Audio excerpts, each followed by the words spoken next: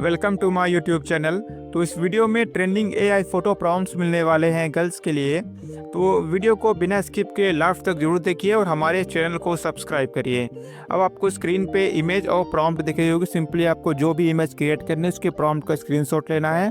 इसके बाद image generate करनी है। इमेज कैसे जनरेट करनी है और प्रॉम्प्ट कैसे कॉपी करना है इसकी वीडियो हमने ऑलरेडी अपने यूट्यूब चैनल पे बना के रखी है। उसकी लिंक हमारे वीडियो के डिस्क्रिप्शन बॉक्स में मिल जाएगी। सिंपली लिंक पे क्लिक करिए, वीडियो देखिए और इमेज जनरेट करिए।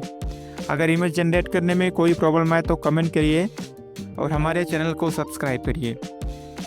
अगर आपकी इमेज रियलिस्टिक जनरेट नहीं होती है और आपके फ़ोटो में प्रॉपर फेस मैच नहीं होता है तो सिंपली आपके प्रॉम्प्ट के पहले लिखना है make ultra realistic image with 100% face match.